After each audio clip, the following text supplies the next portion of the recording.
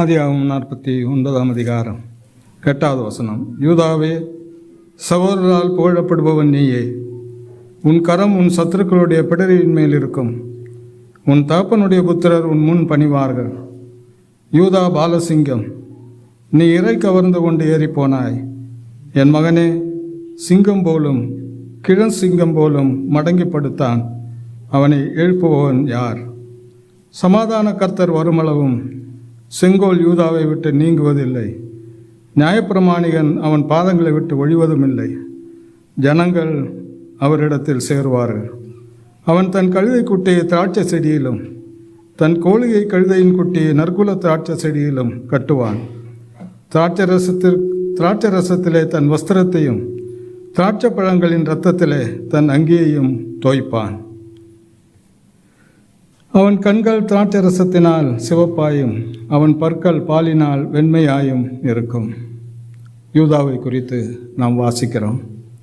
யாக்கோபு தன்னுடைய சன்னிதானத்தில் இறுதியிலே தன்னுடைய பிள்ளைகளை அவன் கூட்டி சேர்க்கிறான். இனி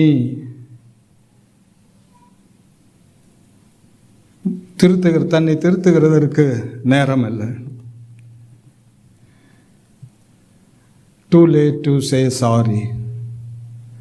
இனி அப்படியெல்லாம் சொல்லி தப்பிச்சுக்கிற முடியாது. நான் அதை செய்யாமல் இருந்திருக்கலாம் என்றெல்லாம் சொல்ல முடியாது. நான் அதை சரி பண்ணுறேன், நான் இனிமேல் அதை சரி பண்ணுறேன் அப்படின்னெல்லாம் இனி சொல்ல முடியாது. அந்த நேரத்திற்கு அவர்கள் வந்து விட்டார்கள்.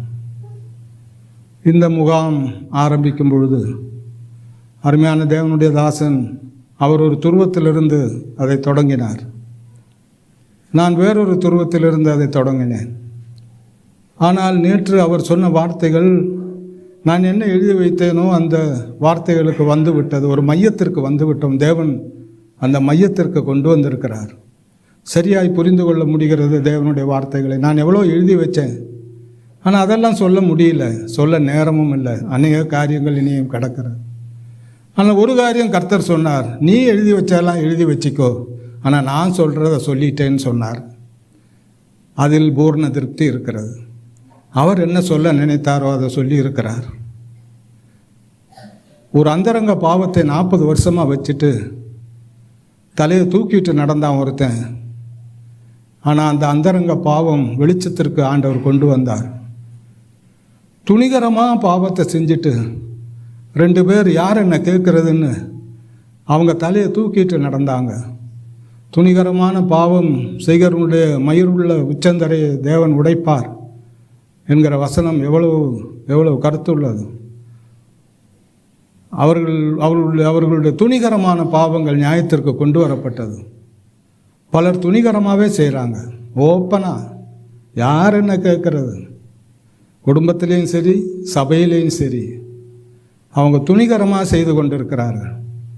ஆனால் அது ரொம்ப நாள் போகாது.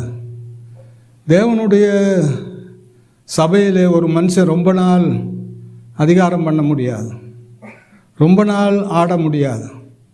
தேவன் அதையெல்லாம் அவர் வெளிச்சத்தில் கொண்டு வருவார். துணிகரமாய் அக்கிரமம் செய்கிறவனுடைய மயிருள்ள உச்சந்தலையை, அதுக்கெல்லாம் எவ்வளோ ஆயிரம், மயிருள்ள உச்சந்தலையை தேவன் உடைப்பார். ஆனால் அந்த குமாரருக்குள்ளே ஒருவன் இருக்கிறான். இப்பொழுது அவனுடைய இருதயம் நடுங்குகிறது. அவனுடைய பாவங்கள் அவனுக்கு முன்பாக வருகிறது. நான் எப்படி என்னுடைய தகப்பனுடைய முகத்தை நான் பார்க்க போகிறேன்?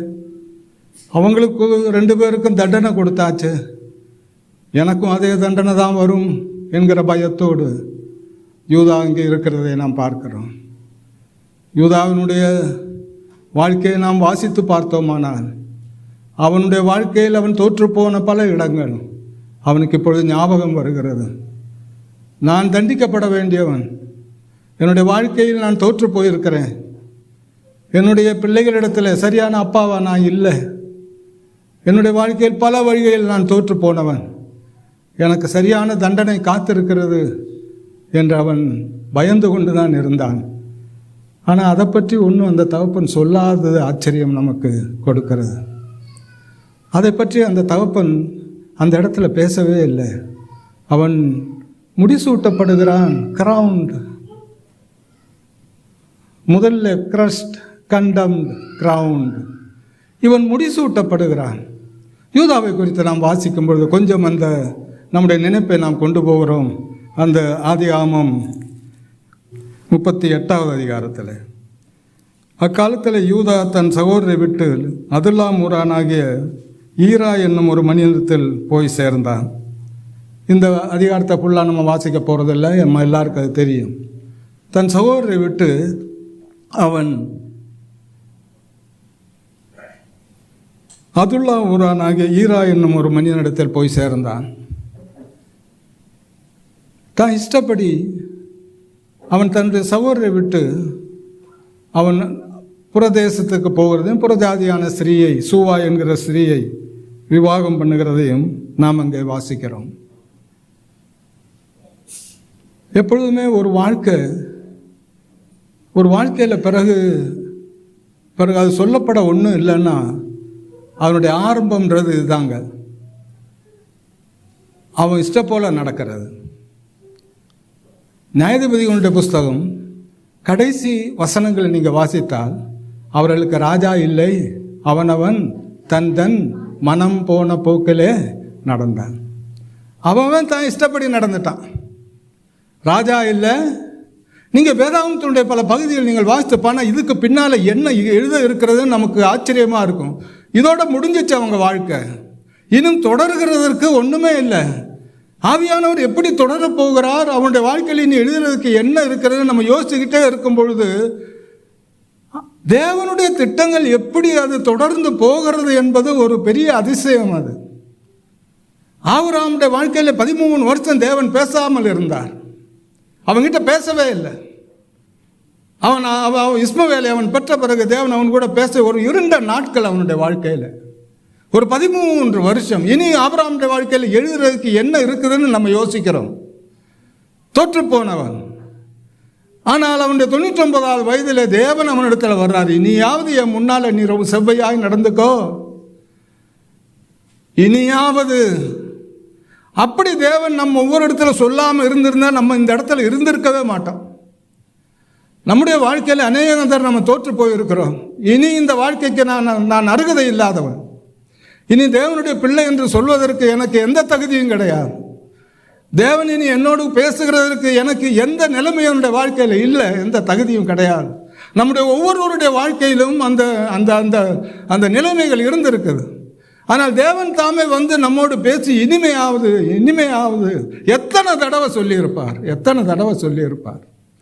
அதனால தான் நானும் நீங்களும் இந்த இடத்துல இருக்கிறோம் என்பது எவ்வளோ பெரிய உண்மை. அது எவ்வளோ பெரிய உண்மை. அது அவனவன் தன் மனம் போன போக்கில் நடந்தான். நியாயாதிபதியுடைய புஸ்தகம் தான் இஷ்டப்படி நடந்தான். ஒரு மனிதனுடைய வாழ்க்கை சீரழிஞ்சு போகணும்னா அவன் தான் இஷ்டம் போல நடந்தா போதுங்க. எப்போ ஒரு மனிதன் தன்னுடைய வாழ்க்கையில் நான் இஷ்டம் போல, சாலமோனுடைய வாழ்க்கை அங்கே தான் மாறிச்சுன்னு நம்ம பார்த்தோம். தான் இஷ்டம் போல நடக்கிறது. ஒரு மனிதனுடைய சொந்த வாழ்க்கை சீரழிஞ்சு போகணும்னா உன் சொந்த இஷ்டப்படியாக நடந்துக்கோ. ஒரு குடும்பத்தில் அவன் தான் இஷ்டப்படி நடக்கிறான்னா அந்த குடும்பத்தை பற்றி பிறகு எழுத வேண்டிய அவசியம் இல்லை, அது அழிஞ்சு போயிடும். மனைவி தான் இஷ்டத்தில், கணவன் தன் இஷ்டத்தில், பிள்ளைகள் தன் இஷ்டத்தில், ஒவ்வொருவரும் அவருடைய இஷ்டத்தில் நடக்க ஆரம்பித்தால் அந்த குடும்பத்தை பற்றி எழுதுறதுக்கு வேற ஒன்றுமே இல்லை, அது குடும்பமே இல்லை. அதுதான் அதனுடைய ஆரம்பம். அவன் இஷ்டப்படி வர்றான், அந்த பையன் அவன் இஷ்டத்துக்கு வர்றான், இந்த பையன் இவன் இஷ்டத்துக்கு வர்றான். பொண்டாட்டி எங்கே போகிறாங்க, புருஷன் எங்கே போகிறாங்க கேட்டால் தெரியாது. பொண்டாட்டிக்கிட்ட கேட்டால் புருஷன் எங்கே இருக்காங்கன்னு தெரியாது. அவன் இஷ்டம். அது அந்த குடும்பம் அழிகிறதுக்கு வேற ஒன்றுமே தேவையில்லைங்க. அதுதான் அதனுடைய அடையாளம். ஒரு சபையில் அவன் தான் இஷ்டத்துக்கு நடந்தா அந்த சபையை பற்றி சொல்லுறதுக்கு வேற ஒன்றுமே இல்லைங்க. அவங்கவங்க இஷ்டம். அதை பார்க்கறதுக்கு ஆள் இல்லை, அதை சொல்கிறதுக்கு ஆள் இல்லை. அவன் இஷ்டத்துக்கு ஏதோ செய்து கொண்டு இருக்கிறான். அந்த சபை அழிகிறதுக்கு வேற ஒன்றுமே வேண்டாங்க. அவன் இஷ்டத்துக்கு செய்ய ஆரம்பித்தான். மூப்பருக்குரிய கனம் கொடுக்கறது இல்லை, ஊழியக்குரிய கனம் கொடுக்கறது இல்லை, சகோதர சகோதரி இடத்துல ஒரு அன்பு இல்லை, ஒரு ஐக்கியம் இல்லை, ஒரு அந்யோன்யம் இல்லை. ஏதோ அது ஒரு சத்திரம் போல இருக்குது, ஏதோ அது ஒரு ஒரு ஒரு யூனியன் கிளப்பு போல இருக்குது, ஒரு ரிக்ரியேஷன் கிளப்பு. வர்றாங்க, அவங்க இஷ்டப்படி அது விளாட்றியா, இது விளாட்றியா, அது சரியா, இது சரியா, ஒரு ரிக்ரியேஷன் கிளப். அது இன்னைக்கு அநேக சபை அப்படித்தான் இருக்கு. ஒரு சபை அழிகிறதுக்கு அவன் தான் இஷ்டப்படி நடந்துக்கோ. பிரியமானவர்களே, நம்முடைய வாழ்க்கையில் மிகவும் யோசிக்க வேண்டிய ஒவ்வொரு புஸ்தகமும் அது எப்படி முடியுதுன்னு கொஞ்சம் யோசித்து பார்க்கணும். சிம்சோனுடைய வாழ்க்கை அங்கே வைக்கிறது, சிம்சோனுடைய வாழ்க்கை கடைசியாக வச்சிருக்கணும். ஆனால் சிம்சோனுடைய வாழ்க்கை கடைசியாக வைக்கிறதுக்கு பதிலாக இனி ஒரு 2 அதிகாரத்தை தேவனுடைய ஆவியானவர் வைத்தார். அந்த அதிகாரத்தில் என்ன சொல்லுதுன்னா, ஒரு கணவன் தன்னுடைய ஒரு கணவனிடத்தில் மனைவி கோவிச்சுட்டு போயிட்டா அவள் சொந்த வீட்டுக்கு. அந்த கணவன் அந்த மனைவியை கூப்பிட்டு வர்றதுக்கு போனால் வர்ற வழியில் அந்த மனைவியை அந்த ஊர்க்காரங்க, அது நமக்கு தெரியும், அவங்க அந்த மனைவி அந்த செத்தவள் போல் அங்கே கிடக்கிறா. அவளை எடுத்துக்கிட்டு வீட்டில் போய் 12 துண்டாக வெட்டுறான். 12 துண்டாக வெட்டி ஒவ்வொரு கோத்திரத்துக்கு அனுப்புகிறான். எல்லாரும் சொல்கிறாங்க, இது போல் இஸ்ரவேலில் இப்படி ஒரு காரியம் நடந்ததே இல்லைன்னு. ஒரு கொடூரத்தினுடைய, ஒரு அக்கிரமத்தினுடைய, அதனுடைய கடைசியில் என்ன நடக்குமோ அதை தேவன் எழுதி வச்சார். அது காலக்கணக்கில் எழுதலை. காலக்கணக்கில் எழுதியிருந்தால் அங்கே சொல்லப்பட்ட விஷயங்கள் வேற வேற வந்திருக்கும். அப்படி இல்லை. மனிதன் எவ்வளவு கொடியவன், தேவனுடைய ஜனம் என்று சொல்லுகிற அந்த ஜனம் எவ்வளவு கொடியது என்பதை காண்பிக்கிறதற்காக இப்படி ஒரு காரியம் இஸ்ரவேலில் இதுவரை நடந்ததில்லை என்று சொல்லி நியாயாதிபதிகளுடைய புஸ்தகத்தில் சிம்சோனை அங்கே அங்கே அங்கே சிம்சோனை குறித்து நாம் தியானிக்க இங்கே வரல. ஆனால் ஒரே 2 வசனம் மட்டும் சிம்சோனுடைய வாழ்க்கையில் இருக்குது. ஒன்று, அவன் சோராவுக்கும் எஸ்தாவோலுக்கும் நடுவில் இருக்கையில் தேவனுடைய ஆவியானவர் அவனை ஏவினார். அதுதான் ஆரம்பம். அவன் சோராவுக்கும் எஸ்தாவோலுக்கும் நடுவில் இருக்கையில் தேவனுடைய ஆவியானவர் அவனை ஏவினார். அடுத்த வசனம், அவன் பெலிஸ்திய தேசத்துக்கு போனான். ஒரு பெண்ணை கண்டான். அவள் என் கண்களுக்கு அழகாக இருக்கிறாள், அவள் எனக்கு வேணும்னு சொன்னான். ஆவியானவர் தான் ஏவினாரா? இப்போ வாழ்க்கை எப்படி மாறுதுன்னு பாருங்கள். அந்த அந்த அந்த அந்த அந்த வசனங்கள் நீங்கள் தொடர்ந்து வாசித்தீங்களா?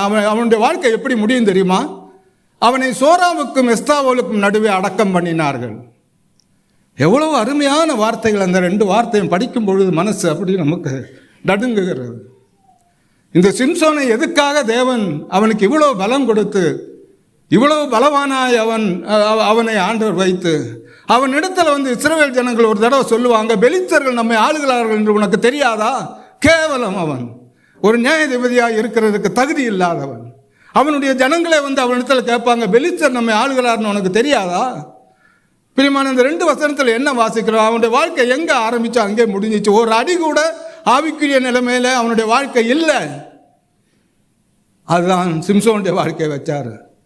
சோராவுக்கும் எஸ்தாவோலுக்கும் நடுவிலே அவன் இருக்கையில் தேவனுடைய ஆவியானவர் அவனை ஏவ துவக்கினார். எப்படி முடியும் தெரியுமா? சோராவுக்கும் எஸ்தாவோலுக்கும் நடுவில் இருக்கையில் நடுவிலே அவனை அடக்கம் பண்ணினார்கள். அதுதான் அவனுடைய வாழ்க்கை. வேற ஒன்றும் சொல்றதுக்கு இல்லை. அதெல்லாம் வாசித்து பார்த்தா ஒவ்வொன்றா சொல்லிக்கிட்டே நம்ம போகலாம். சொந்த இஷ்டப்படி நடக்கிறது. இன்னைக்கு எத்தனை குடும்பம் அழிந்திருக்கு தெரியுமா? எத்தனை குடும்பங்கள் அழிந்திருக்கிறது. மகளை சொந்த இஷ்டத்தில் விட்டுறது, மகனை சொந்த இஷ்டத்தில் விட்டுறது. காலையில் நம்ம தீனால குறிச்செல்லாம் பார்த்தோம். சொந்த இஷ்டம் செய்ய அனுமதிக்கும் பொழுது அவங்களுடைய வாழ்க்கை எப்படி அழிய போகிறது என்பது வேதம் சொல்லுகிற சத்தியங்கள். அது ஒரு குடும்பமானாலும் சரி, ஒரு சபையானாலும் சரி, ஒரு சமூகமானாலும் சரி, தங்களுடைய இஷ்டப்படி நடக்க ஆரம்பிக்கும் பொழுது அந்த குடும்பம் அழிந்து போகிறது, அந்த சபை அழிந்து போகிறது, அந்த சமூகம் அழிந்து போகிறது. பிறகு அதை பற்றி சொல்லுகிறதுக்கும் எழுதுகிறதுக்கும் ஒன்றும் கிடையாது. ரூத்தினுடைய புஸ்தகம் ஆரம்பிக்கும் போது கூட நமக்கு அது தொடர்றதை பார்க்கிறோம். தேவனுடைய ஆவியானவர் தான் அதை எழுதுகிறார். நியாயாதிபதிகளுடைய புஸ்தகத்திலிருந்து ஒருவன் எலிமெலேக் என்பவன், நகோமி என்பவன், அவங்க என்ன செய்கிறாங்க, அவனுடைய பேருக்கு அர்த்தமே லார்ட் இஸ் மை கிங், தேவன் என்னுடைய ராஜா. ஆனால் அந்த பேரை வச்சுக்கிட்டு தான் அவன் எங்கே போனான், மோவாபுக்கு போனான். அது ரொம்ப சீக்கிரத்தில் நடந்தது இல்லைங்க. அவன் பெத்லகேமில் இருக்கும்போதே மோவாபை பற்றி நினச்சிட்டான். மோவாபில் போனால் அங்கே ஆகாரம் கிடைக்கும்னு நினச்சிட்டான். தன்னுடைய பிள்ளைகள் இடத்துல சொல்கிறான், டே மோவாபில் நல்லா இருக்குடா, மோவாபில் போனால் நல்லா இருக்கும், சாப்பாடு கிடைக்கும், அதெல்லாம் கிடைக்கும் அப்படின்னு அவன் தன் பிள்ளைகள் இடத்துல சொல்கிறான். தன் பிள்ளைகள் இடத்துல பிள்ளைகளை எப்படியோ சம்மதிக்க வச்சுட்டான். நகோமியை சம்மதிக்க வைக்க முடியல. கடைசி வரைக்கும் நகோமியை சம்மதிக்க வைக்க முடியல அவனால். நான் ஒரு சித்திரத்தை இப்படி பார்த்தேன்.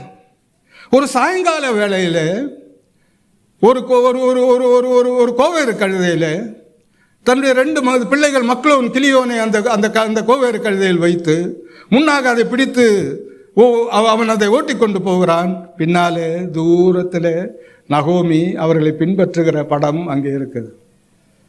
நகோமி தூரத்தில் பின்பற்ற அவருடைய பார்வை பெத்லகேமை நோக்கியே இருக்கிறது. அந்த அர்த்தமுள்ள படத்தை நான் பார்த்தேன். அவள் போய்த்தான் ஆக வேணும். புருஷனுக்கு பின்னால் போகிறா, பிள்ளைகளுக்கு பின்னால் போகிறா. ஆனால் அவளுடைய பார்வை எல்லாம் பெத்லகேமில் தான் இருக்குது. மோவாபில் வந்தாங்க. மோவாபில் அவங்கெல்லாம் வாழ்ந்தாங்க. மக்களோனும் கிளியோனும் அவங்க அப்பாவும். ஆனால் நகோமி மோவாபில் ஒரு பெத்லகேமாய் வாழ்ந்தாள் என்பது வேதம் சொல்லுகிற சத்தியம். பெத்லகேமில் தான் இருந்து வாழணும்னு அவசியம் இல்லை. மோவாபில் ஒரு பெத்லகேமாய் வாழலாம் என்கிறதுக்கு நகோமுடைய வாழ்க்கை ஒரு சாட்சி நமக்கு. எங்கே இருந்தாலும் ஒரு தேவனுடைய பிள்ளையாத்தான் வாழ்வான். அது மோவாபில் இருந்தாலும் சரி, எங்கே இருந்தாலும் சரி. இந்த இடத்துல என்னால் வாழ முடியலன்னு சொல்ல முடியாது. பிரியமான, ஆகாரத்துக்காக வந்தாங்க, இறந்து போனாங்க. இன்னைக்கு அவங்க பக்கத்தில் இறந்து போன ஒரு சரீரத்தின் பக்கத்தில் அவங்களுக்கு பிடிச்ச ஆகாரத்தை குவிச்சு வைங்க, என்ன பிரயோஜனம்? ஆண்டவர் இந்த உலகத்தில் இருக்கும்போது சொன்னார், ஆகாரத்தை விட ஜீவனும், ஆகாரத்தை விட ஜீவனும், உடையை விட. எவ்வளோ அருமையாய் ஆண்டவர் அதை சொன்னார். நான் வசனங்களை கோடிட்டு காண்பிக்கிறேன் உங்களுக்கு. அதை நாம் வசனங்களை எவ்வளோ நம்ம மனசில் வச்சிருக்கிறோம் என்பது. வஸ்திரத்தை போடுறோம், சரீரம் இல்லைன்னா என்னத்தை வஸ்திரம் போட்டு என்ன பிரயோஜனம்? நான் ஒரு தடவை பஸ்ஸில் ஏறி நான் ஏறும்பொழுது, இங்கேருந்து ஈரோடுக்கு போகிறதுக்கு நான் ஏறும்பொழுது, அந்த பின்னால் அந்த 3 சீட்டில் 2 சீட்டு காலியாக இருக்கு. எல்லாரும் அங்கே உட்காந்துருக்குறாங்க. 2 பேர் அது பக்கத்தில் நின்றுட்டு இருக்காங்க. அவங்களுக்கு அந்த சீட்டில் உட்காரல. நான் உட்கார்ந்த பிறகு தான் யோசிக்கிறேன், என்ன இவங்க நிற்கிறாங்க, யாரும் இங்கே உட்காரல 2 சீட்டில். நான் போய் உட்காந்து நான் பார்க்கும் பொழுது பக்கத்தில் இருந்த அந்த மனிதன் ஒரு ஃபுல் ஸ்லீவ் சட்டையெல்லாம் போட்டிருந்தார் கை. ஆனால் அவர் அறிக்கத்தோடு அந்த சரீரமெல்லாம் ஒரு படை சிறங்கு நிறைந்ததாய் நான் பார்த்தேன். அதுக்கு பக்கத்தில் உட்கார்ற யாரும் விரும்பலை. என்னதான் நம்ம வஸ்திரம் போட்டிருந்தாலும் மனிதன் தன்னுடைய சரீரத்துக்காக என்னமோ செய்கிறான். ஒரு நாள் அந்த சரீரம் அவனை பார்த்து சிரிக்கும். வஸ்திரங்கள், உயர்ந்த வஸ்திரங்கள் எல்லாம் ஹாங்கரில் ஒரு நாள் தொங்கி நம்மளை பார்த்து சிரிக்கும். இனி அதெல்லாம் போட முடியாது. மனுஷன் எவ்வளவு மனிதனுடைய எண்ணங்கள் எவ்வளவு சிறுமையாய் போயிடுச்சுன்னு பார்க்குறோம். அந்த இடத்துல மறிச்சிட்டாங்க. அவ்வளவுதான், மக்களும் கிளியும் அங்கே அவங்க உயிர் போயிடுச்சு. எதை நாடி வந்தாங்களோ அங்கே போயிடுச்சு. ஆனால் நகோமி அங்கே பெத்லகேமாய் வாழ்ந்ததுனால தான் ஒரு ரூத்தை ஆதாயப்படுத்தினாள் என்பது சரித்திரம். நீ எல்லாமோ இஷ்டப்படி நடந்துக்கோ, அவனுக்கு ராஜா இல்லை, அவன் தான் மனம் போன போக்கில் அவன் நடந்தான். ஆனால் ஒரு நகோமியுடைய வாழ்க்கையின் மூலமாய் ஒரு ரூத் உதிக்கிறாள். அவளுக்கு எப்படி தெரியும் பெத்லகேம் இப்படிப்பட்டது, பெத்லகேம் மனிதர்கள் இப்படிப்பட்டவங்க, அவளுடைய தேவன் இப்படிப்பட்டவன் எப்படி தெரியும்? உன் ஜனம் என் ஜனம் என்று சொல்லுகிற அளவுக்கு எப்படி ரூத்துடைய வாழ்க்கை மாறி போகிறது என்பது நகோமியுடைய வாழ்க்கையினுடைய சாட்சி. எங்கே இருந்தாலும் ஒரு தேவனுடைய பிள்ளையாய் வாழலாம் என்பது நகோமியோட வாழ்க்கை நமக்கு கொடுக்கிற. பிரியமானவர்கள், அந்த ஒன்றாம் அதிகாரத்தை நான் வாசிக்கும் போது 2 விதவைகளை நான் பார்க்குறேன். 2 விதவைகள். நகோமி சொல்ல, நான் இனி ஒரு கல்யாணம் பண்ணி இன்னொரு பிள்ளையை பெற்று உனக்கெல்லாம் இனி நான் புருஷனை அங்கேருந்து பார்க்கறது, நானும் விதவை நீயும் விதவை, அதெல்லாம் இனி நடக்காது. 4ஆம் அதிகாரத்தில் தமிழில் மட்டும்தாங்க நான் அதை வாசிக்கிறேன், வேற எல்லாத்துலையும் வேற நான் அதை வாசிக்கலை. தமிழில் மட்டும் அது சொல்லுகிறது, அவர்கள் 2 பேரும் தாயானார்கள். அதிசயம் இல்லை? 2 விதவைகளும் தாயானார்கள். அவள் பெற்ற தாய் இவள் வளர்க்கிற தாயானால் என்று எழுதி வைத்திருக்கிறது அங்கே. தேவன் ஒரு வாழ்க்கையை அவரை நம்பி வருகிற வாழ்க்கையை எப்படி மாற்றுகிறார் என்பது அதிசயம். அது சும்மா நம்ம படிச்சுட்டு போயிடுறோம். 2 விதவைகள் என்று ஆரம்பிக்கிற அந்த புஸ்தகம் அவர்கள் இருவரும் தாயானார்கள் என்று, அதை விட இன்னொரு பெரிய அர்த்தம் அந்த புஸ்தகத்தில் இருக்குது. அந்த புஸ்தகம் முடிகிறது எப்படி தெரியுமா? அது தாவீதை சொல்லி முடியும். தாவீது இன்னும் பிறக்கவே இல்லை. தாவீது பிறந்து இன்னும் வர்றதுக்கு ரொம்ப வருஷங்கள் ஆகும். ஆனால் பரிசுத்த ஆவியானவர் ஓடி போய் அவர் மிகவும் வேகமாக அவர் அந்த வம்ச வரலாறை எழுதி முடிக்கும் பொழுது தாவீதுன்னு சொல்லி முடிப்பார். ஏன் தெரியுமா? அவர்களுக்கு ராஜா இல்லை, அவனவன் தன் மனம் போக்கிலே நடந்தான் என்கிற அந்த வார்த்தை. அவங்களுக்கு ஒரு ராஜா வேணும். அந்த ராஜாவுக்கு தேவன் என்ன செய்தார்? ஆயத்தப்படுத்தினார். அந்த ராஜாவுக்கு அவர் யாரை நியமித்தார் என்பதுதாங்க ரூத்து. சாமுவேலுடைய புஸ்தகம் என்ன தெரியுமா? அவங்களுக்கு ஒரு தீர்க்கதரிசி இனி வேணும். அந்த தீர்க்கதரிசியை யார் மூலமாய் கொண்டு வருகிறார் என்பதுதாங்க அந்த புஸ்தகத்தினுடைய ஆரம்பம். தேவன் எப்படி தம்முடைய பிள்ளைகளை பற்றி கருத்தாக இருக்கிறார் என்பது ஒவ்வொரு புஸ்தகமும் நமக்கு கொடுக்கிற மிகப்பெரிய சத்தியங்கள். அவங்களுக்கு ராஜா இல்லை, அவன் இஷ்டம் போல நடந்தா, ஐயோ அவங்களுக்கு ஒரு ராஜாவை கொடுக்கணும்னு தேவன் விரும்பினார், அவர் தீர்மானித்தார். அவருடைய திட்டங்கள் மனிதன் தோற்று போகலாம், நீங்களும் நானும் தோற்று போகலாம், ஆனால் தேவனுடைய திட்டங்கள் ஒரு நாளும் தோற்று போகிறது இல்லை. அது யார் மூலமாக நிறைவேற்றி கொண்டு வருவார்? அவருடைய திட்டங்கள் மாறாமல் அந்தந்த நாளில் நடந்துகிட்டே தான் இருக்கும். அவங்களுக்கு ஒரு ராஜாவை கொடுக்கிறதுக்கு அவர் அவ்வளவு தாவீதுடைய அந்த பேரை சொல்லுகிறதுக்கு அவ்வளவு பிரியப்பட்டார். அவர் அன்னாளை ஒரு தீர்க்கதரிசிக்காக தெரிந்தெடுத்தார். அவருடைய கர்ப்பத்தை தேவன் அடைத்தார் தானே வாசிக்கு. தேவன் தான் அவருடைய கர்ப்பத்தை அடைத்தார். ஏன்? அவர் தாம் வாயால சொல்லணும், எனக்கு பிறக்கிற குழந்தைய நான் தேவனுக்கு ஒப்பு கொடுப்பேன்னு. அவளை தன் வாயால் சொல்ல வச்சார் ஆண்டவர். இன்னொரு அதிசயத்தை நான் அங்கே பார்த்தேன். தன் குழந்தையை அவள் பால் மறக்க செய்தாள். ஒரு தாய்க்கு அது எப்பவுமே அது இஷ்டம் இல்லை.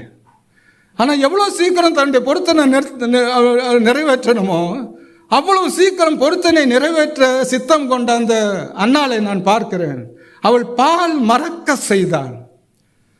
பிரியமானவர்களே, அது நம்ம சும்மா சொல்லிட்டு அது எவ்வளவு அர்த்தம் உள்ளது என்று தெரியுமா? அது மட்டுமல்ல, இனி ஒரு காரியம் நீங்களை வாசிக்கிட்டே வரும்பொழுது, அவள் சாமுவேலை ஏலியின் இடத்தில் விட்டுவிட்டு அவனுடைய கணவன் மட்டுமே என்ன செய்வான்? திரும்பி போவான் என்று எழுதியிருக்குது. அங்கே அன்னாளை பற்றி சொல்லலை. 2 பேரும் தானே வந்தாங்க. ஆனால் 2 பேரும் போனாங்கன்னு அங்கே எழுதலை. அந்த எல்கானா அவன் மட்டும்தான் போனான்னு எழுதுகிறாங்க. ஏன்? நகோமி அந்த அந்த அந்த சாமுவேல் இடத்தில் அவளுடைய மனசு என்ன நினைக்குமா தங்கிடுச்சு. அவள் ஒரு சின்ன சட்டையை தூரத்தில் தச்சு கொண்டிருப்பா. வருஷந்தோறும் வந்து அந்த சட்டை அந்த இஸ்மவேலுக்கு கொடுப்பா. அது ரொம்ப கச்சிதமாக இருக்கும். அதுதான் அம்மா. இப்படி எத்தனை வசனங்களை நான் சொல்கிறது? இதெல்லாம் என்னுடைய மனசை ஸ்பரிசித்த வசனங்கள். ஒரு அம்மாவை பற்றி சொன்னது. தேவன் எவ்வளவு தம்முடைய பிள்ளைகளை பற்றி எவ்வளவு திட்டம் வைத்திருக்கிறார் என்று சொல்லுகிறது. அவருடைய கருத்து எவ்வளவு பெருசாக இருக்குது. ஒவ்வொரு புஸ்தகமும் ஒவ்வொரு பெரிய சத்தியத்தை நமக்கு சொல்லிக்கிட்டே இருக்கும். தேவன் தம்முடைய பிள்ளைகளுக்கு தருகிற, அவர் தம்முடைய பிள்ளைகள் மேல் வைத்திருக்கிற அந்த கருத்தும் அந்த கண்ணோட்டம். நம்ம நினைக்கிறோம் அவர் நம்ம இல்லை, அவர் நம்மை பார்த்து கொண்டே இருக்கிறார். அந்த யூதா அவன் என்ன செய்கிறான்? பயந்து கொண்டு இருக்கிறான். ஏனென்றால் அவன் அப்படி போனவன் தான். அப்படி போய் ஒரு சூவா என்கிற ஸ்திரியை கல்யாணம் பண்ணி 2 குழந்தையும் 3 குழந்தையும் பெற்றுட்டான். தாமார் என்கிற பெண்ணை விவாகம் செய்து வைத்தான். வித்தியாசம் வந்தது அங்கதாங்க. இந்த தாமார் என்கிற பேரை வாசிக்கும் பொழுதே நமக்கு மத்தேயு எழுதின சுவிசேஷம் 1ஆம் அதிகாரத்திற்கு நம்முடைய சிந்தனை நம்ம இழுத்துட்டு போயிடும். தேவனுடைய கர்த்தராகிய இயேசு கிறிஸ்துவனுடைய வம்ச வரலாறுல இந்த தாமார் இடம்பெற போகிறாள் என்பது எவ்வளோ பெரிய அதுக்கெல்லாம் ஒரு பெரிய தகுதி வேணுங்க. இந்த தாமார் இடத்துல என்ன தகுதி இருந்ததுன்ற நாம் மத்தேயு சுவிசேஷம் 1ஆம் அதிகாரத்தில் 5 ஸ்திரீகளை குறித்து வாசிக்கிறோம். 5 ஸ்திரீகள். அந்த 5 உண்மையிலே யூதர்கள் தங்களுடைய வம்ச வரலாற்றில் பெண்களுடைய பேரை சொல்ல மாட்டாங்க. சொல்கிறது அவங்களுக்கு இழுக்குது, அது அவமானமாக நினைப்பாங்க. நான் பெண்ணாம் பிறக்காதனாலே ஆண்டவரே உம்மை துதிக்கிறேன் என்று அவங்க ஜெபமே அப்படித்தான் இருக்கும். அப்படித்தான் அவங்களுடைய வாழ்க்கை. ஆனால் அந்த இயேசு கிறிஸ்துவுடைய வம்ச வரலாறுல அந்த 5 ஸ்திரீகளுடைய பேர் குறிக்கப்பட்டிருக்கும். வித்தியாசமானவர்கள், வித்தியாசமான 5 பேர்கள். அதில் பத்சேபாளுடைய பேர் மட்டும் உரியாவின் மனைவின்னு தான் சொல்லியிருக்கும். பத்சேபாளுடைய பேருன்னு சொல்லியிருக்கார். உரியாவின் மனைவி. தாவீதை நீ என்னை கல்யாணம் பண்ணாலும் சரி, நீ என்ன உன்னுடைய வைப்பாட்டியாக வச்சுக்கிட்டாலும் சரி, நீ ஒருவேளை என்ன உன் மனைவியாக நினச்சிட்டாலும் சரி, ஒரு நாளும் உரியாவின் மனைவியின் அந்த ஸ்தானத்தை விட்டு என்னை யாரும் பிரிக்க முடியாதுன்னு எழுதி அங்கே தேவன் எழுதி வச்சாள். அவள் இறந்த பொழுதும் சாலமோனை பெற்ற பொழுதும் அவள் உரியாவின் மனைவியாக இருந்தாள் என்பது வேதம் சொல்லுகிற சத்தியம். எந்த பெண்ணையும் ஒருவன் தன்னுடைய மனைவி ஸ்தானத்துக்கு கொண்டு வரணும்னா அது தெய்வம்தான். எந்த பெண்ணையும் இன்னைக்கு நினைக்கிறாங்க இவதான் எனக்கு ஏற்றவன், அவங்க தான் எனக்கு ஏற்றவன் நினைக்கிறாங்க. இல்லை, மனைவி தேவன் தான் தருகிறார். அவள் என்றைக்கும் அவளுடைய அது தேவன் நினைத்ததாகும். மனிதன் அதை மாற்ற முடியாது. அந்த பவித்திரமான உறவு என்று சொல்லுகிறது இன்னைக்கு அதுக்கெல்லாம் அர்த்தம் இல்லாமல் போயிடுச்சு. நான் அதுக்குள்ளே போகல. யூதா என்ன செய்கிறான்? அவன் தாமார் அந்த 2 பிள்ளைகளும் நமக்கு அது தெரியும். 2 பிள்ளைகளும் இறந்து போகிறாங்க. 3ஆவது பையனுக்கு நான் அவனை கட்டி வைக்கிறேன் அப்படின்னு சொல்லி அனுப்பிச்சிடுறான். அப்போ சூவா இறந்து போகிறான். சூவா இறந்தது இவருக்கு ரொம்ப துக்கங்க. யூதாவுக்கு தான் மனைவி இறந்தது ரொம்ப துக்கம். அதுவும் அங்கே எழுதியிருக்கு. நீங்கள் அந்த அதிகாரம் வாசிங்களா தெரியும். அவன் துக்கப்பட்டு அவன் தன்னுடைய ஆடுகளை மயிர் கத்திரிக்க வர இடத்துல அங்கே ஒரு வேசி இருக்கிற. அப்போ அவன் தனக்கு ஒரு பொண்ணு வேணும். எனக்கு இன்னும் இந்த வயசுலையும் அவனுக்கு துக்கம் இருக்குது. அவனுடைய மனைவி இறந்த துக்கம். ஆனால் இன்னும் ஒரு பொண்ணு, இன்னும் ஒரு பெண்ணு அவன் ஆசைப்படுறான். அது தன்னுடைய வாழ்க்கையில் வேணும்னு நினைக்கிறான். ஆனால் 2 புருஷனை இறந்து தன்னுடைய மருமகள், அவளுடைய துக்கம் எவ்வளோ பெரிதாக இருக்குன்னு அவன் நினச்சானா? அதை அவன் நினைக்கல.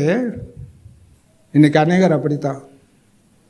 மற்றவங்களுடைய துக்கத்தை, அவனுடைய மகளுடைய துக்கம், அது மருமகள்னா மகள் தானே.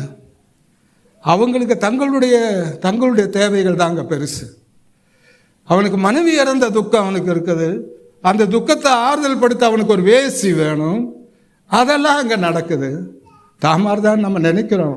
அந்த சரித்திரம்லாம் நமக்கு தெரியும். ஆனால் தாமாருடைய பேர் ஏன் வந்தது? தாமார் இந்த தெய்வத்தை அறிந்து கொண்டால் ஏன் தெரியுமா? அந்த இஸ்ரவேலில் இருக்கிற அந்த சட்டம், அந்த அண்ணன் இருந்தால் அந்த தம்பிக்கு கொடுக்கணும், அவங்க வம்சம் இல்லைன்னு அந்த தம்பிக்கு கொடுக்கணும். அவன் நினைக்கிற ஒரு பெண்ணுக்கு எவ்வளோ பெரிய பாதுகாப்பு இங்கே இருக்குன்னு நினைக்கிறா.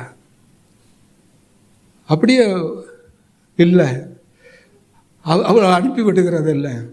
அந்த ஒரு பாதுகாப்பை அவன் நினைக்கிறான். அந்த தெய்வம், அந்த ஜனம், அந்த சட்டம், அவள் அதுக்காக காத்திருக்கிறா. அவள் அதற்காக வேசியாய் மாறவும் துணிந்தாள் என்பது வேதம் சொல்லுகிற சக்தி. அதுக்காக பிரியமானவர்களே, ராகாப் என்கிற வேசி, இதெல்லாம் நம்ம வாசிக்கும் போது எங்க சொன்னாலும் ராகாப் என்கிற வேசி, ராகாப்னு பேரை சொன்னா போதும்ல. ராகாப் என்கிற வேசி வீணாவில் கேவலப்படுத்துற மாதிரி இல்லை. நான் அப்படியெல்லாம் நினைச்சிருக்கேன். ஒரு இடத்துல அவள் வேசியா இருந்தா, ஆனா சொல்ற எல்லா இடத்துலயும் அவளை வேசின்னு சொல்லணுமா? ராகாப் என்னும் வேசி, ராகாப் என்னும் வேசின்னு சொல்லணுமா? வேத வசனம் அது சொல்லுது. பாவியாகிய ஸ்திரீ சொல்ற இடத்துல எல்லாம் பாவியாகிய ஸ்திரீ. அந்த பாவியாகிய ஸ்திரீன்னு ஒரு தடவை சொன்னா போதும். ஆனால் சொல்கிற இடத்துல எல்லாம் பாவியாகிய ஸ்ரீன்னு வேதம் சொல்லுது. அதிலெல்லாம் ஒரு பெரிய அர்த்தங்களை நம்ம பார்க்குறோம். பிரியமா, நாம் யார் என்பதை நாம் உணர்கிறது. நம்முடைய வாழ்க்கையில் நம்முடைய இடத்தை நம்ம உணரணும். இஷ்டம் போல் ஓடுறதில்லை, அவன் இஷ்டம் போல் நடக்கிறதில்லை. யூதா இந்த தவறெல்லாம் அவனுடைய வாழ்க்கையில் இருந்தது.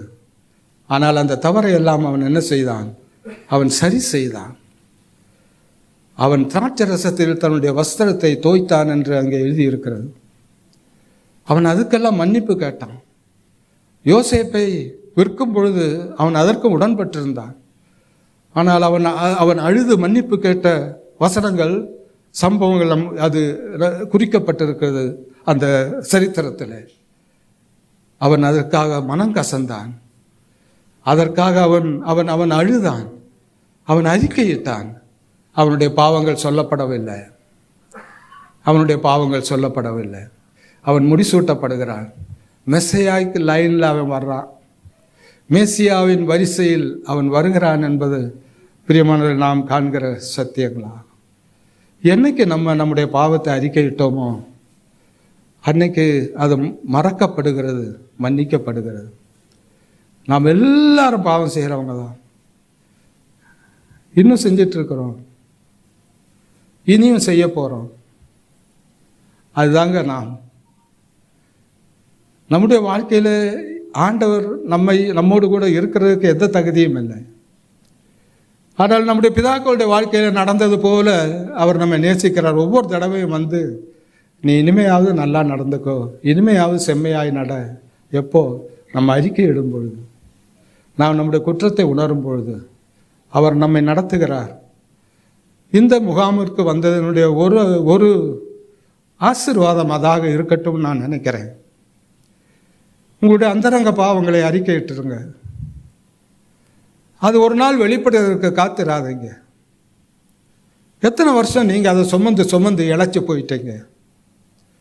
இது மற்றவங்களுக்கு தெரிஞ்சிருமோ என்று ஒவ்வொரு நாளும் நீங்கள் செத்துக்கிட்டே இருக்கிறீங்க. இது மற்றவங்களுக்கு தெரிஞ்சால் என்ன ஆயிருமோ என்றெல்லாம் நீங்கள் என்ன செய்கிறீங்க? பயந்து கொண்டு இருக்கிறீங்க. இந்த ஆண்டவர் எல்லாத்துக்கும் ஒரு வழி வைத்திருக்கிறார் என்பது நீங்கள் ஏன் புரியலை? ஏன் நமக்கு அது புரியலை? நம்ம நினப்பு இல்லை. ஆண்டவர் இதற்கெல்லாம் அவர் சொல்கிறத மட்டும் நம்ம கீழ்ப்படிஞ்சுக்கிட்டே போயிட்டே இருந்தால் வாசல்களை அவர் திறக்கிறதே நமக்கு தெரியாது. சூழ்நிலைகளை அவர் மாற்றுகிறது நமக்கு தெரியாது. அவர் அவ்வளோ வல்லவர். அவர் கொஞ்சம் உங்களுடைய மனசை நீங்கள் அதை நினச்சி பாருங்கள். வேறு எதையும் நாம் நம்மளை பலத்தை நினைக்க வைக்கிறவன் பிசாசு தான். அது அப்படி ஆயிரும், இது இப்படி ஆயிரும், அப்படி செஞ்சிருவா, அவங்க அப்படி சொல்லிடுவாங்க, நிலைமை மாறிடும், இதெல்லாம் நம்ம நினைக்கிறது. ஆனால் ஆண்டவருடைய வாக்குன்னு ஒன்று இருக்குது.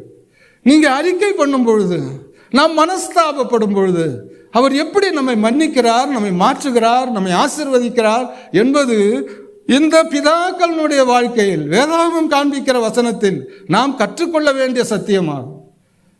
பெருசாக ஒன்று சொல்ல, இந்த மனசு, தேவனுடைய தாசன் சொன்னது போல மனசை கடினப்படுத்தக்கூடாது. அது நானும் நீங்களும் தான் கடினப்படுத்துகிறோம். அதுக்கு சாத்தான் உதவி செய்கிறான். அப்படி ஆயிரும் இப்படி ஆயிரும் நம்மளை பயப்படுத்துகிறான். இல்லை, கர்த்தருடைய நாமம் பலத்த துருகம், நீதிமான் அதற்குள் ஓடி சுகமாயிருப்பான். கர்த்தருடைய நாமம் பலத்த துருகம், நீதிமான் அதற்குள் ஓடி சுகமாயிருப்பான். அந்த பலத்த துருகத்துக்குள்ளே போயிடணும். அந்த அடைக்கல பட்டணத்தில் போயிடணும். ஆண்டவரே நம்ம கூப்பிடணும். அவருடைய வசனங்கள், தாவீது பண்ணுற ஜெபத்தை எல்லாம், சங்கீதங்களை எல்லாம் நீங்கள் வாசித்து பார்த்தீங்கன்னா, அது நமக்கு ஒரு பெரிய ஒரு அதிசயமாகவே இருக்கும். தாவீது தேவனுக்கு, நீர் என்னை நம்ப பண்ணின வசனத்தை இப்பொழுது எனக்காக நினைத்தருளும். ஆண்டவரே, இந்த வசனத்தை நான் நம்பலை, நீர் தானே என்ன நம்ப வச்சிங்க. அந்த வசனத்தை தானே நான் இப்போ பிடிச்சிக்கிட்டு இருக்கிறேன். அந்த வசனத்தை இப்போ எனக்காக நினையுங்க. அதுவே என் சிறுமையில் எனக்கு ஆறுதல். 119 சங்கீதத்தின் வசனம் மறக்க முடியாது. ஆண்டவரே, நீர் என்னை நம்ப பண்ணின வசனத்தை எனக்காக இப்பொழுது நினைத்தருளும்.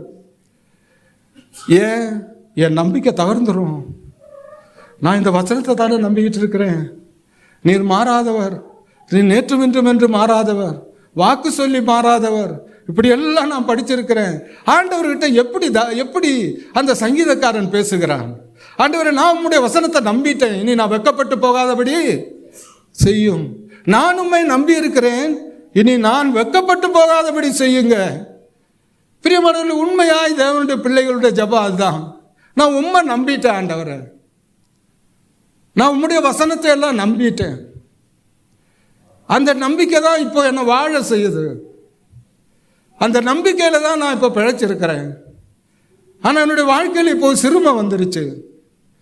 அந்த சிறுமையில் எனக்கு ஆறுதல் நீங்கள் தான் தரணும். நீர் நான் நம்ப பண்ணின வசனத்தை எனக்காக நினைத்தரலாம். அது கொஞ்சம் நினைங்க ஆண்டவரே. அந்த வசனம் உண்மை ஆகிறதுக்கு நீங்கள் தான் அந்த காரியத்தை நீங்கள் தான் பண்ணணும். அந்த வசனம் உண்மை ஆகணும் என் வாழ்க்கையில். இது எல்லாரும் நம்ம சொல்லலாங்க. உம்மை நம்பி வந்துட்டேன் ஆண்டவரே, இந்த வாழ்க்கையை உம்மை நம்பித்தான் நான் கொடுத்துருக்கிறேன், உம்மை நம்பித்தான் இந்த வாழ்க்கையை நான் ஏற்றிருக்கிறேன்.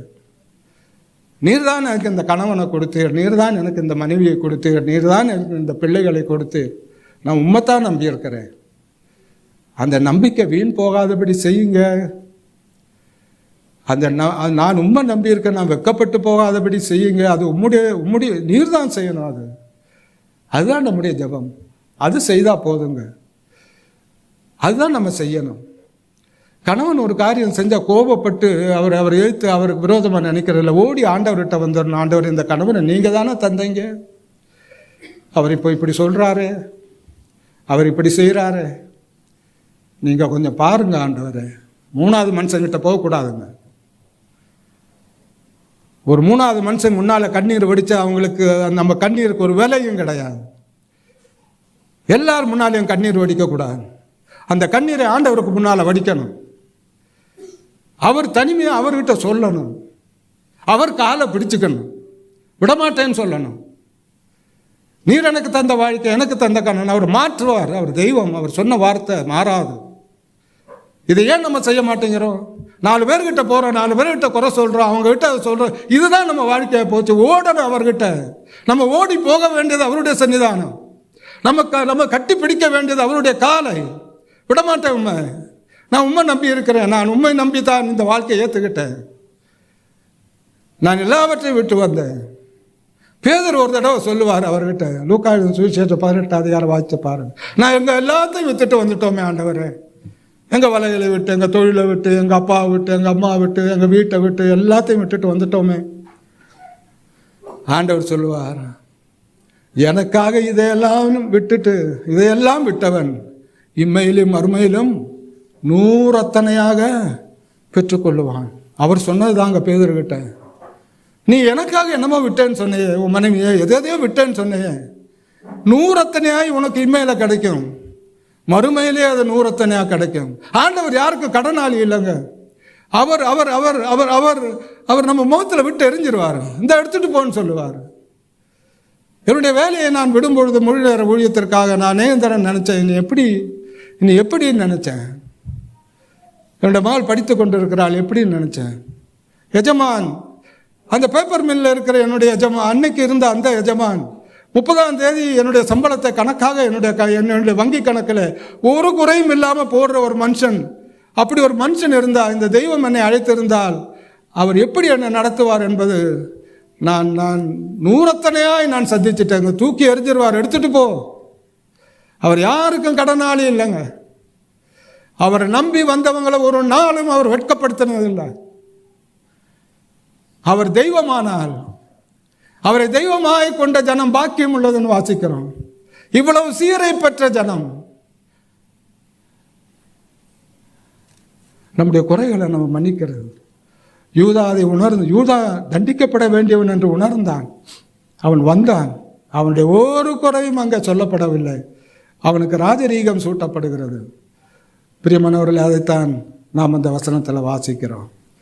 வேதாகமத்தின் பல வாழ்க்கைகள், புதிய ஏற்பாட்டிலே அப்போஸ்தலனாகிய பவுலை என்னுடைய வாழ்க்கையை சொல்லி முடிக்கணும் தான் நான் நினச்சேன். ஆனால் அதில் 2 வார்த்தை மட்டும் நான் சொல்லிடுறேன். ரோமாபுரியினுடைய இடிபாடுகளுக்கு நடுவே இன்னும் ஒரு சிறைச்சாலை என்னுடைய அந்த இடிபாடு இருக்கிறது. மாமர்டைன் பிரிசன் என்று சொல்லுவார்கள் அதை. அது ஒரு குழி தாங்க.